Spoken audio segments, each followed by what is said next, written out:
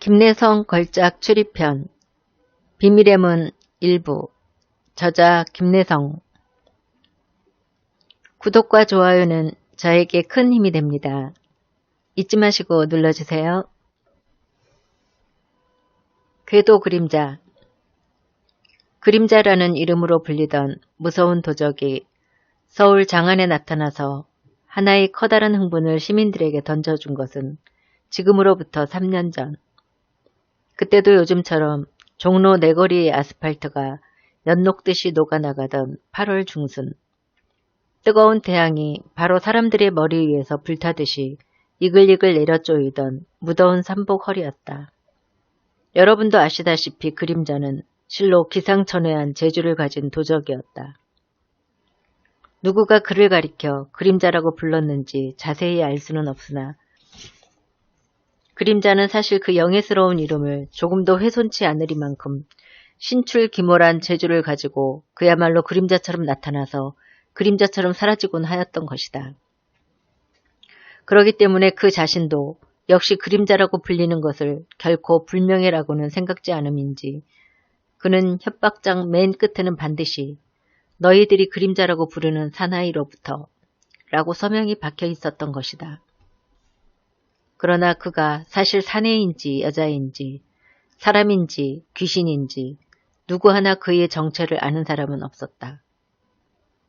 다만 시커먼 그림자가 바람처럼 나타났다. 바람처럼 사라지곤 하는 사실만을 알고 있을 뿐이었다. 뿐만 아니라 그림자는 반드시 타이프라이터로 박은 편지로 미리 예통을 한 후에야 나타나는 것이었다. 다시 말하면 그림자는 아무 날, 아무 시, 아무 장소에 나타나서 무엇을 가져가겠다고 꼭 통지를 하는 법이었다. 아무리 경비를 엄중히 하여도 그날 그 시 정각만 되면 그림자가 가져가겠다던 물건은 감쪽같이 없어지곤 하였다. 그것은 실로 요술사와 같은 무서운 재주의 소유자였던 것이다. 그림자가 서울에 나타나서 약 한 달 동안에 훔쳐간 금품은 물경 수백만 원에 달하였고 금품 이외에 유명한 미술품 같은 것도 수없이 없어졌다. 유명한 형사들이 수십 명씩 모였으나 그림자는 그 후 어디로 자취를 감추었는지 온데간데 없이 사라지고 말았던 것이다. 이리하여 1년이 지나고 이태가 지나고 3년이 지난 이 즈음에 와서는 그림자에 대한 이야기는 벌써 옛말로 돌아가고 사람들은 다시 평화와 안식 속에서 그날을 즐거이 맞이하게 되었다. 그러나 제군이여, 이야기가 여기서 그쳐서는 아니 될 것이 아닌가. 마술사와도 같은 그림자의 후일담은 이제부터 시작된다. 청운동에서 자하문으로 올라가는 중턱에 아담한 양옥이 한 채 왼편 숲새로 바라다 보이는 것을 제군은 아는지 모르는지 모르고들랑 지나던 길에 장난삼아 한번 그 조그만 숲 샛길로 들어서서 양옥 정문 앞까지 걸어보라. 그러면 제군은 한 마리의 영리한 셰퍼드를 정문 앞에서 발견할 것이다. 셰퍼드는 곧 뾰족한 두 귀를 바짝 축혀 세우고 앞발을 한번 절쑥 굽혔다가 훅 하고 일어나자마자 제군을 향하여 컹컹 짖으면서 쏜살같이 달려들 것이다. 그리고 제군이 만일 악인이 아니고 선량한 사람이라면 조금도 두려워하지 말고 부드러운 마음으로 셰퍼드를 맞이하라. 그리고 만일 제군이 그 어떤 흉악한 마음을 품은 자라면 곧 발꿈치를 돌려 도망하지 않으면 아니 될 것이다. 셰퍼드는 제군의 차림차림과 제군의 눈동자를 유심히 살핌으로써 가슴속에 품은 제군의 마음을 곧잘 헤아릴 수 있는 실로 놀라울 만한 통찰력을 가진 영리하고도 사나운 개였다. 그처럼 셰퍼드는 항상 정문 밖에 엉거주춤하니 앉아서 그 집 정문을 드나드는 사람들의 행동을 유심히 살피고 있는 것을 오직 하나밖에 없는 자기의 떳떳한 직책으로 알고 있는 가장 충실한 짐승이다. 그러니까 선량한 마음을 가진 제군이라면 조금도 서슴지 말고 정문까지 걸어가도 괜찮을 것이며 거기서 제군은 대리석 문패에 강세훈이라는 글자가 쓰여 있는 것을 발견할 것이니 그때야 비로소 제구는 하하 그랬던가 하고 머리를 끄덕일 것이다.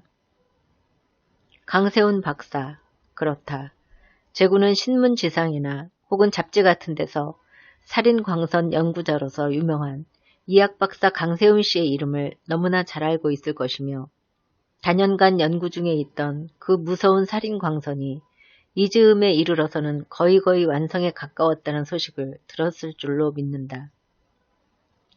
제3차 세계대전의 위험성을 내포하고 있는 이 즈음, 그리고 세계 각국에서 앞을 다투어가면서 신병기 발명에 전력을 기울이고 있는 이 즈음에 강세훈 박사의 살인광선이 거의 완성되었다는 사실은 비단 우리들만의 자랑이 아니라 전 세계의 경의의 적이 아닐 수 없었다. 해외의 신문은 구라파 어느 나라에서 살인광선을 발견하였다는 소식을 때때로 전하지만은 그것은 모두 허위의 풍설임을 면치 못하는 것이다. 세계 각국이 서로 먼저 이 무서운 병기 살인광선을 발명하고자 노력하고 있는 것만은 틀림없는 사실일는지 알 수 없으나 그러나 그것은 아직 극히 소규모의 것이므로 실제 전쟁에 사용하기까지는 아직 기나긴 시일이 요할 것이다. 무엇보다도 그 증거로 이번에 일어난 세계대전에서 아직 살인광선을 사용한 나라는 하나도 없는 것을 보면 그간의 소식을 넉넉히 추측할 수 있는 것이다. 근래의 전쟁이 과학의 전쟁이라는 것은 다시 말할 필요도 없거니와 마지노선이 그처럼 쉽사리 격파된 것은 첫째로는 프랑스의 작전상의 오산도 오산이려니와 무엇보다도 정예한 독일의 기계화 부대의 힘이 컸다는 것을 알아야 할 것이다. 그것은 하여튼 그처럼 전 세계가 충혈된 눈동자로 연구 도중에 있는 살인광선이 우리 학계의 지보인 강세훈 박사의 손으로 극히 대규모로 완성되게 되었다는 사실은 전 세계가 몸부림칠 만큼 놀라지 않을 수 없는 사실이오니와 강세훈 박사의 노력이 여기에 이르기까지에는 그의 반생을 피눈물로 적셔버린 실로 비장하고도 눈물겨운 희생의 선물이었다. 강세훈 박사는 벌써 50의 고개를 넘어선 중늙은이로서 그 불타는 듯한 연구심과 견고한 의지는 그로 하여금 30년 동안이라는 기나긴 세월을 오로지 살인광선 연구에 바치게끔 해왔었다. 5, 6년 전까지는 그래도 S대학에서 교편을 잡고 있었으나 이제는 그것마저 그만두고 밤이나 낮이나 컴컴한 대학 연구실에 파묻혀서 전심전력 거의 완성되어가는 자기의 연구에만 열중하고 있었다. 그러나 위대한 과학자의 걷는 길이 모두 그러함과 마찬가지로 강 박사도 역시 인간 생활에 있어서는 아무데도 쓸모없는 하나의 비참한 낙오자가 아닐 수 없었다. 그는 소위 세상 사람들이 말하는 행복이라는 것을 모르고 살아온 사람이다. 그의 청춘은 연애라는 것을 몰랐고 그의 사회생활은 친구라는 것을 몰랐으며 그의 노년은 가정이라는 아기자기한 낙원을 몰랐다. 컴컴한 연구실이 그의 생활 전부를 점령하였고 번쩍번쩍 빛나는 연구 도구가 그에게 있어서는 애인이요, 친구요, 자식이었다. 따라서 과학자로서의 그의 냉정한 피가 그의 가정을 쓸쓸한 사막처럼 만들어버리는 결과를 맺게 된 것도 생각하면 당연한 일이 아닐 수 없었던 것이다. 세 사람의 구원자. 영채는 강 박사의 무남동료 외딸이건만 지금까지 통 아버지의 사랑이란 어떤 것인지도 모르고 자랐다.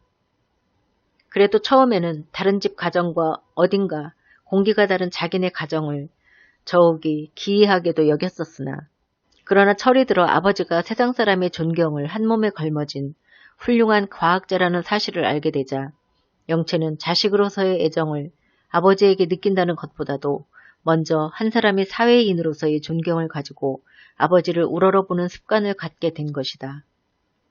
그러니까 어린 영채의 가슴 속에는 다만 아버지는 훌륭한 학자이시다 라는 단 그것 한마디뿐이 언제든지 뚜렷이 도사리고 있을 뿐 다른 애들이 항상 아버지에 대해서 품을 수 있는 그러한 친애의 감정을 통 모르고 자라난 영채였다.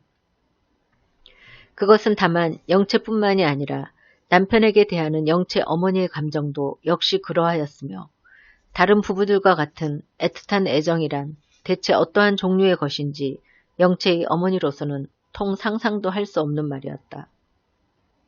그러나 그렇다고 영채의 어머니는 남편에 대해서 불평이라든가 불만 같은 종류의 감정을 품은 적은 꿈에도 없었다.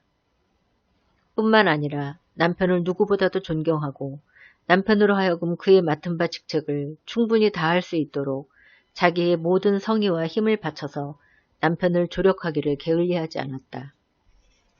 그와 같은 어머니 아래서 자라난 영채로서도 자기가 가질 수 있는 온갖 존경을 다하여 아버지를 대해왔었던 것이다. 영채야, 너희 아버지는 훌륭하신 학자이시다. 세상 사람이 모두 우러러보는 그와 같은 아버지를 모신 너는 오죽이나 행복하냐. 너도 부지런히 공부를 해서 아버지처럼 훌륭한 사람이 돼야 한다. 아버지의 낯을 더럽히지 않을 만한 훌륭한 사람이 돼야 하는 거야. 그러한 말을 어머니의 입으로부터 들을 때면 영채는 그 영리한 눈동자로 어머니의 기색을 잠깐 동안 살피고 나서 네 하고 공손히 대답을 하는 것이었다. 그러나 영채가 여학교 1학년 때인 어느 날 장문 시간에 다음과 같은 말을 쓴 적이 있었다. 그것은 나의 아버지라는 제목이었는데 그 중에 한 구절을 소개해보면 이러하다. 나의 아버지는 세상이 모두 우러러보는 훌륭한 학자라고 한다. 나의 어머니도 그렇게 말씀하시고 또 나도 역시 그렇게 믿고 내가 가질 수 있는 최고 최선의 감정을 가지고 아버지를 존경한다. 그리고 그와 같은 훌륭한 아버지를 가진 나로서는 당연히 행복을 느껴야 할 것이 아닌가. 그러나 나는 훌륭한 아버지를 갖고 싶지 않다. 일요일이면 나와 동물원에 가주시고 밤이면 나에게 옛 말을 해주시는 그러한 아버지를 갖고 싶다. 이와 같은 영채의 글을 읽은 담임 선생님은 그 후 어떤 기회에 강 박사를 만나 영채의 쓸쓸한 심정을 전달하였다. 그러나 강 박사는 빙그레하고 한번 웃으면서 전해주신 말씀 잘 알아들었습니다.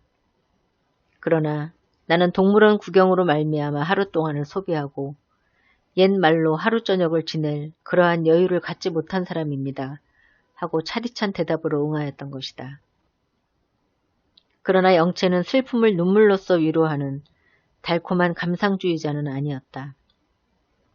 모든 슬픔과 모든 곤경을 어디까지든지 자력으로서 개척하고자 하는 가장 이지적이고 가장 건전한 성격의 소유자였던 것이다.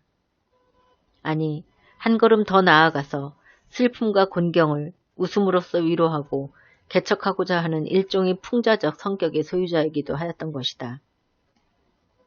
이러한 영채의 성격은 세월의 흐름과 함께 비약에 비약을 거듭하여 서정시에 한숨을 짓는 감상 많은 소녀들을 비웃었고 시련의 고배를 마시며 눈물 짓는 친구들을 비웃었다.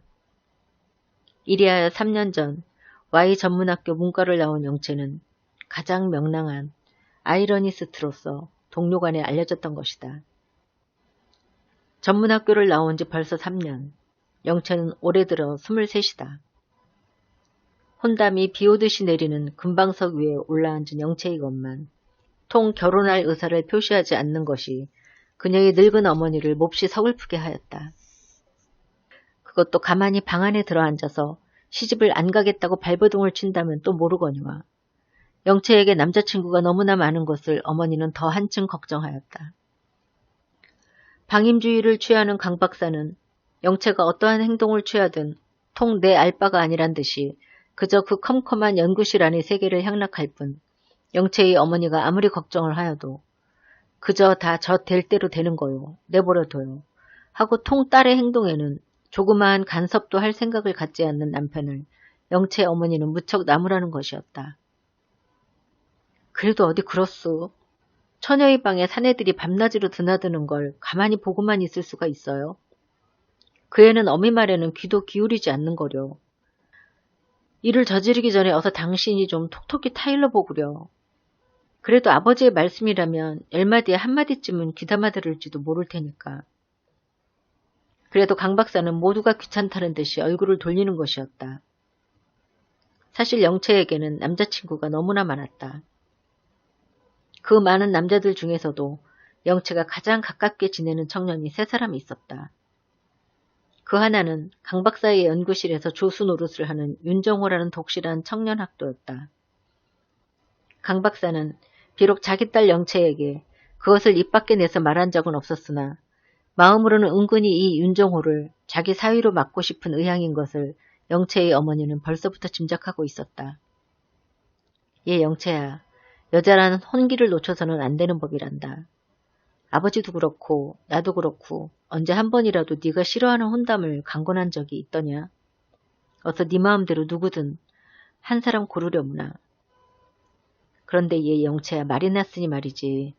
너희 아버지께서는 비록 그런 말씀을 하시진 않아도 저 아버지 연구실에 있는 윤 선생을 무한 눈여겨보나 보더라.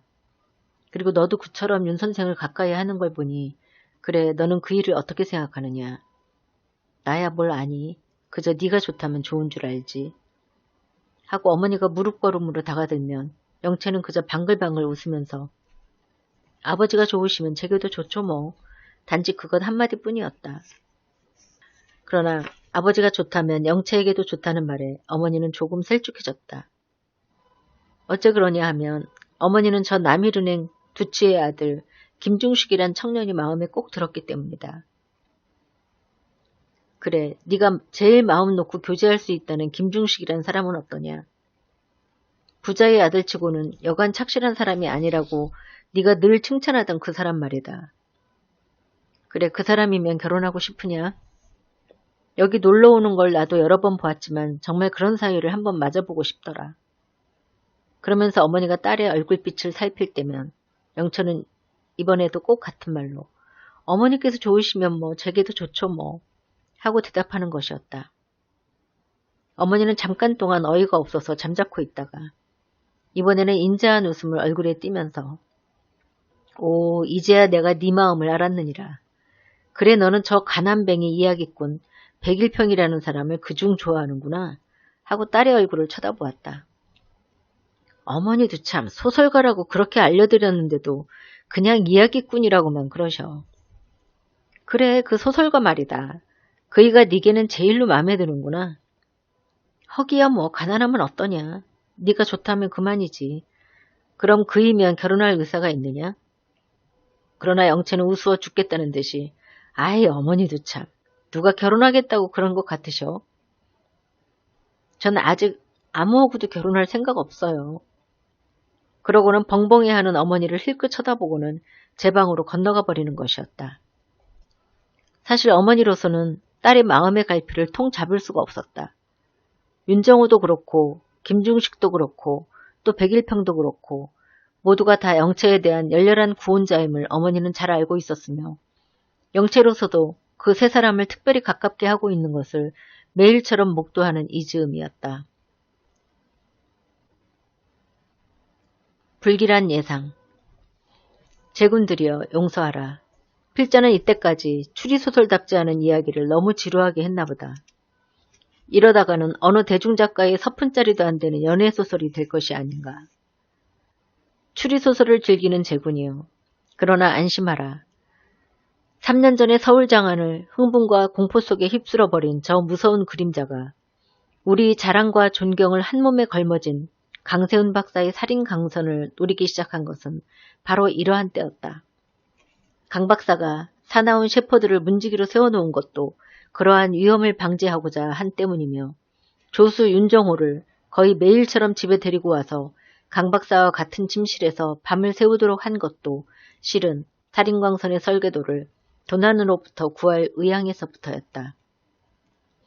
강 박사는 아침부터 밤까지 대학 연구실에서 연구의 결과를 실험하고 집으로 돌아올 때는 성실한 조수 윤정호를 동반하여 그 비밀 설계도를 자기가 몸소 가지고 오는 것이었다.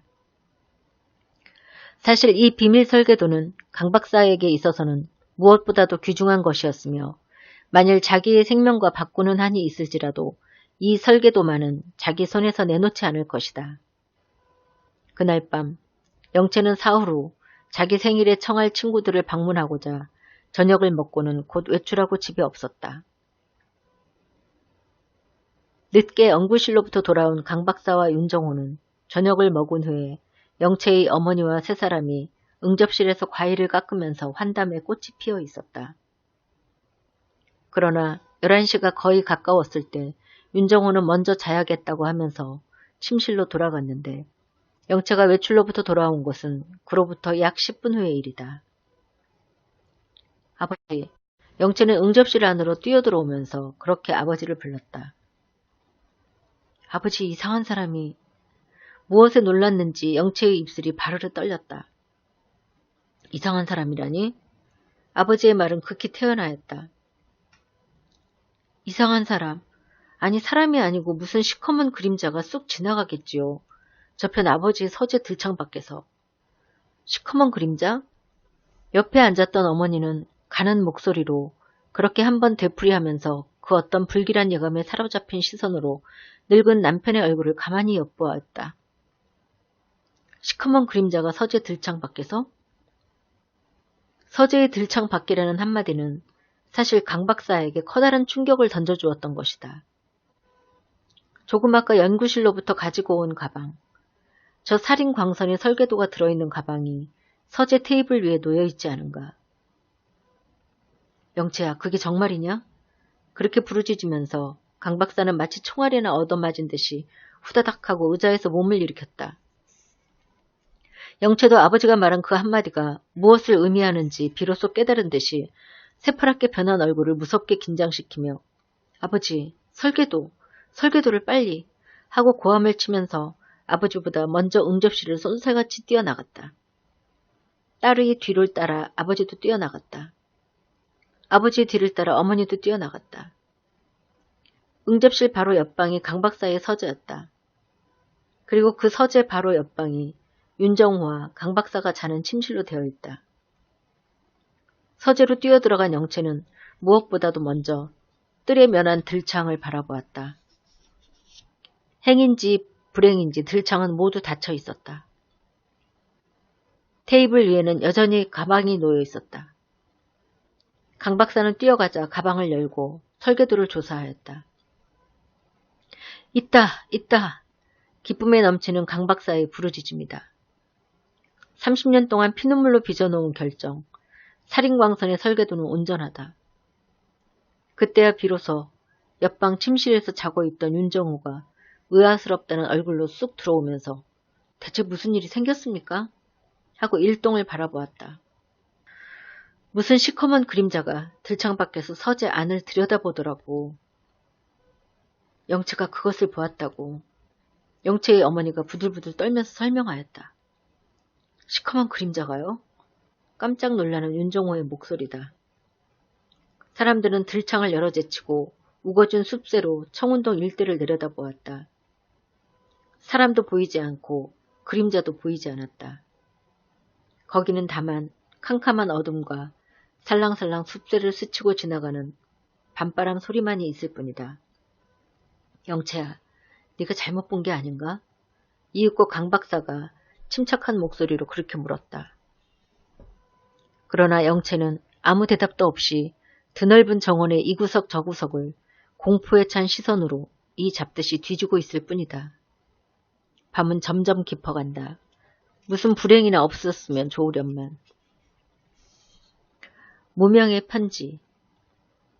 이상한 불안 속에서 하루가 지나고 이틀이 지나고 사흘이 지나고 강 박사 부부는 마침내 자기 딸 영채의 생일날을 맞이하게 되었다. 저번 날 밤 서재 들창 밖에서 무엇인가 시커먼 그림자가 바람처럼 쏙 지나가더라는 말을 영채에게서 들은 후부터 그렇지 않아도 평시에 자기주의를 무척 주의하던 강 박사는 무엇인가 헤아릴 수 없는 불길함을 신변에 느끼고 한층 더 감시의 눈을 게을리하지 않았다. 강 박사는 충실한 조수 윤정호를 자기와 똑같은 침실에서 재웠으며 저 귀중한 살인 광선의 설계도는 어떠한 일이 있을지라도 서재 한편 구석에 놓인 조그마한 금고 속에 넣어두고 자물쇠를 굳게 잠궈두었다. 그리고 그 금고의 열쇠는 언제든지 자기 베개 밑에 감추어 두었다. 영채의 생일날은 왔다. 영채의 늙은 어머니는 그날 저녁 딸이 가장 가까이 하는 친구들을 10여 명 청하게 하고 간단한 만찬을 베풀어서 하루 저녁을 즐겁게 보내려는 것이었다.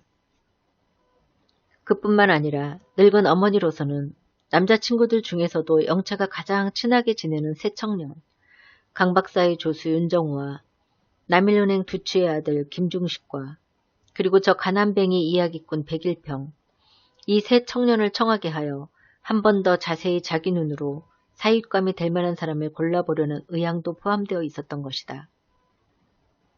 만찬은 6시가 좀 지나서부터 시작되었으며 이날만은 강 박사도 일찍이 연구실에서 돌아와 그들 젊은이들과 자리를 같이 하여 즐거이 저녁을 나누며 담화를 교환하였다. 이날 저녁 여기에 모인 사람들 중에서도 가장 풍부한 화제를 가지고 만찬회를 리드하다시피 한 것은 김중식이었다. 재작년 T대학 경제과를 마치고 지금 아버지의 은행에서 일을 보고 있는 김중식은 한마디로 말하면 교양에 있는 현대 지식층을 대표할 만한 건실한 청년이다. 그의 정확한 상식과 고상한 취미와 세련된 화술은 이날 저녁의 만찬회를 가장 명랑하게 하였고 즐겁게 하였다. 이와 같은 김중식과는 거의 정반대의 성격을 가진 것은 윤정호였다.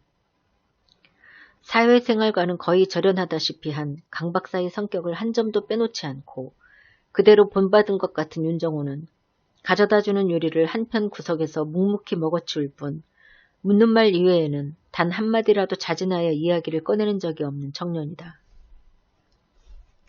소설가 백일평은 김중식과 윤정호의 중간을 걷는 성격으로서 그의 창백한 얼굴에는 섬세한 감정과 예민한 통찰력이 항상 떠돌고 있었다. 영채는 그들 세 사람의 청년을 번갈아 바라다보며 지나간 날 그들 세 청년이 자기에게 준 똑같은 말을 다시 한번 생각해 보았다. 영채씨, 저는 영채씨를 사랑합니다. 내 목숨보다도 더 한층 사랑함. 그런 말을 영채에게 하소연할 때 그들의 눈동자는 모두 타오르는 불길처럼 번쩍거렸던 것을 영채는 다시 한번 회상해 보았다. 그러나 영채의 이 호화로운 회상은 그때 어멈이 들고 들어온 한 장의 편지로 말미암아 그만 무참히도 중단되고 말았던 것이다. 편지인뎁쇼. 그러면서 어멈은 주소 성명을 타이프라이터로 찍은 한 장의 흰 봉투를 강 박사에게 내주었다. 편지? 강 박사는 어멈의 손으로부터 봉투를 받아들고 어디서 온 것인가 하고 봉투 뒷면을 들여다보았다. 그러나 뒷면에는 발신인의 성명은 적혀 있지 않았다. 어디서 왔을까? 강 박사는 그렇게 중얼거리면서 봉투를 열었다. 일동은 잠깐 동안 식사를 중지하고 강 박사의 얼굴을 바라보았다. 그러나 어찌된 일인고 처음에는 무심중 들여다보던 늙은 강 박사의 주름 잡힌 얼굴이 점점 긴장미를 띠기 시작하다가 마침내는 그 어떤 두려움으로 말미암아 얼굴이 새파랗게 변해버리질 않는가. 편지를 든 두 손이 키질하듯이 와들와들 떨린다. 아버지, 영채가 불안스러운 얼굴로 불렀을 때 옆에 앉은 윤정호가 선생님 무슨 편지길래 하고 목을 내려 강 박사의 얼굴을 빤히 바라보았다. 그러나 다음 순간 강 박사는 혼란한 정신을 가다듬으려는 듯이 머리를 한번 흔들고 나서 아 여러분 아무것도 아닙니다. 내가 잠깐 착각을 해서 어서 식사들이나 하시오 하고 일동을 불안으로부터 수습하려는 듯 나이를 먹으면 그만 때때로 정신에 혼란이 생기는구먼 하하하 하고 웃었다. 그러나 강 박사의 웃음은 진심으로부터 우러나오는 웃음이 아니었다. 어딘가 한편 구석이 텅 빈 웃음, 어딘가 한편 구석에 공포를 실은 웃음이었다. 강 박사는 총총히 식사를 마치고 자리에서 몸을 일으키며 나는 먼저 실례하겠소.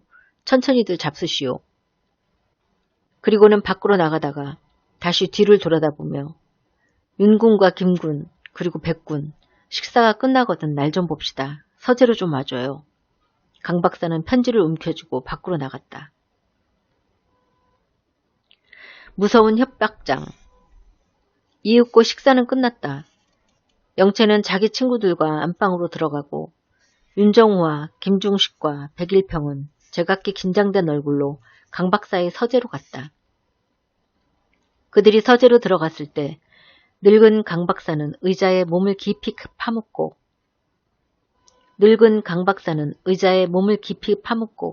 심각한 공포의 표정을 양미간에 그리고 있었다.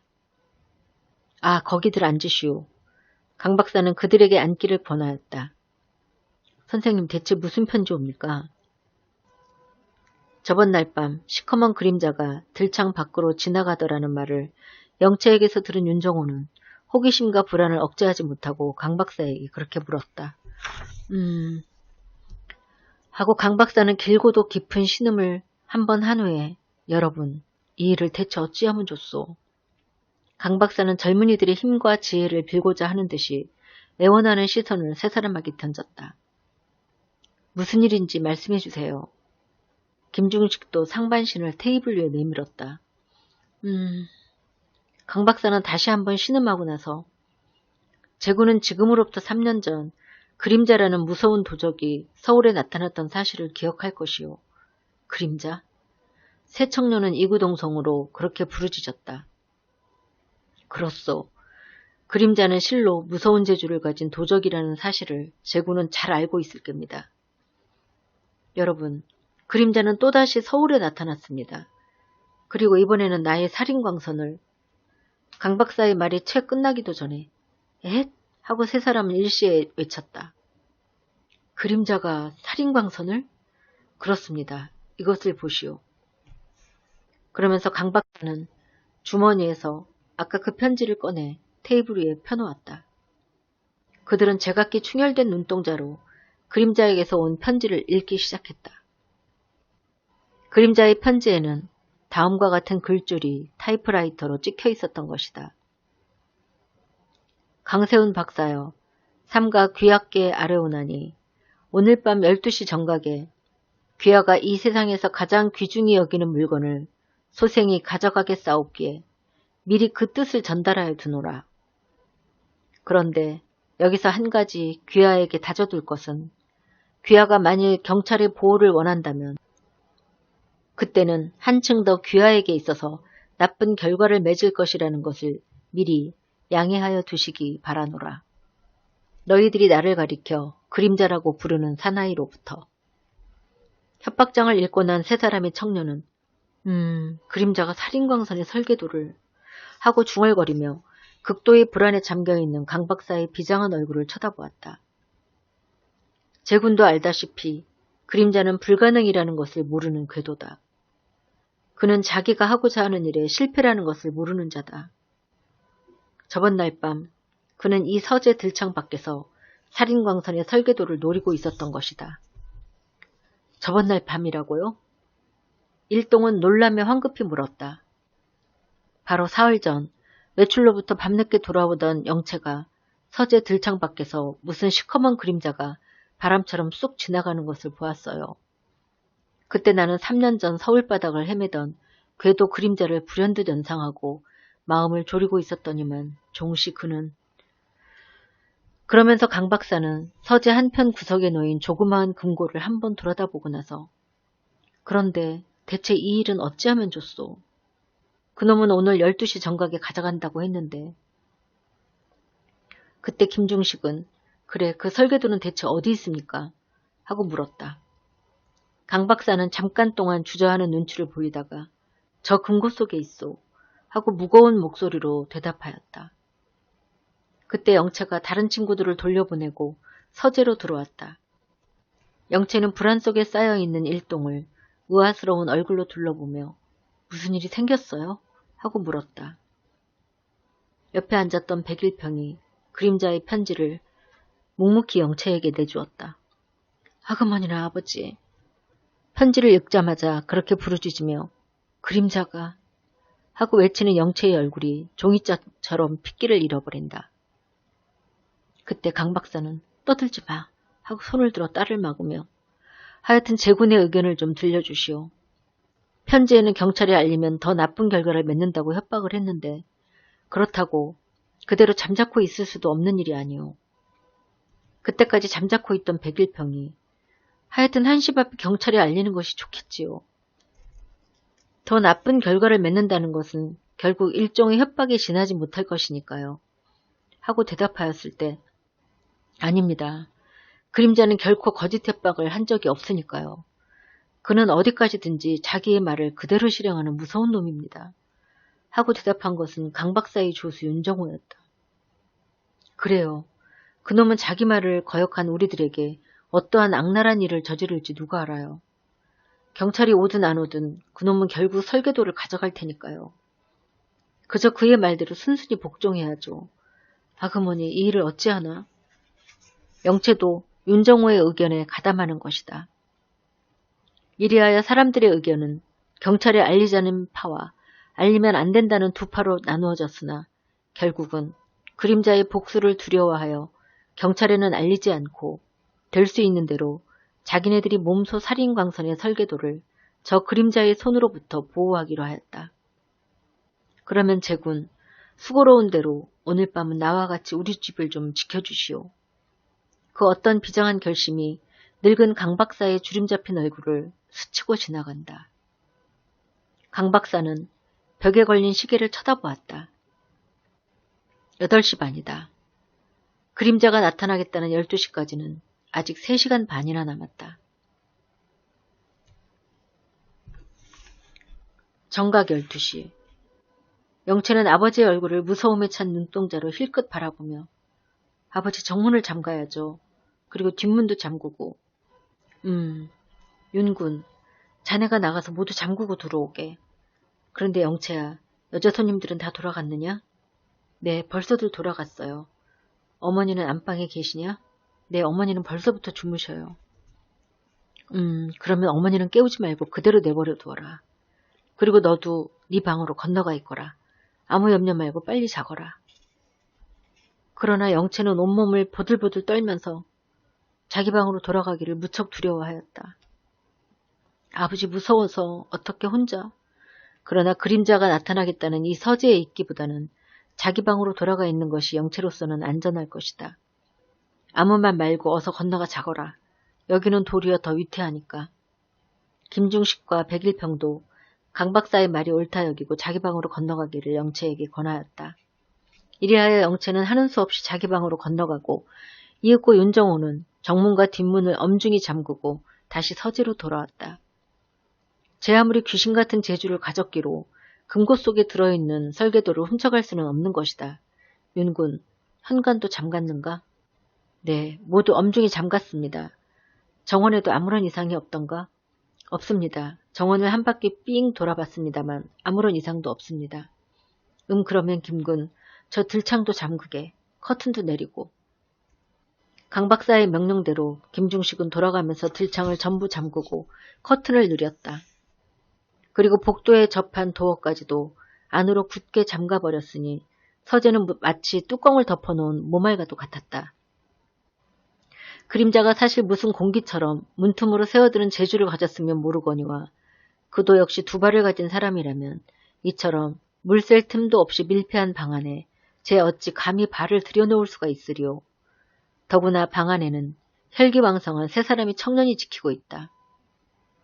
깊기 쉬운 여름밤은 어느덧 9시가 되고 10시가 가까웠다. 세 청년은 흥분된 얼굴로 2시간 후에 이 서재에서 일어날 그 어떤 무서운 광경을 제각기 머리에 그리며 묵묵히 앉았을 뿐이다. 선생님, 그런데 설계도는 분명히 금고 속에 넣어두셨습니까? 그때 윤정호는 불안에 넘치는 시선을 강 박사에게 던졌다. 분명히 넣어두었네. 그렇게 대답은 하였으나 그러나 신경이 무척 예민해진 강 박사는 혹시 자기가 무슨 실수나 저지르지 않았나 하고 포켓에서 열쇠를 꺼내 서재 한편 구석에 놓인 금고 문을 열었다. 그리고 금고 속에서 조그만 서류함을 끄집어내어 테이블 위에 놓고 뚜껑을 열었다. 설계도는 틀림없이 들어있다. 그때 소설가 백일평이 테이블 위에 펴놓은 설계도를 들여다보면서 설계도는 분명히 이것이었습니까? 하고 물었다. 그 말에 강 박사는 눈을 비비며 펴놓은 설계도를 자세히 들여다보고 나서 자신있게 대답하였다. 틀림없소.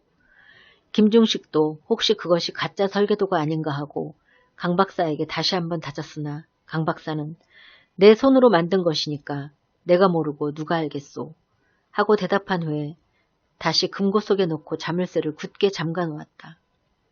벽에 걸린 시계는 그때 11시를 땡땡 쳤다. 나머지 1시간.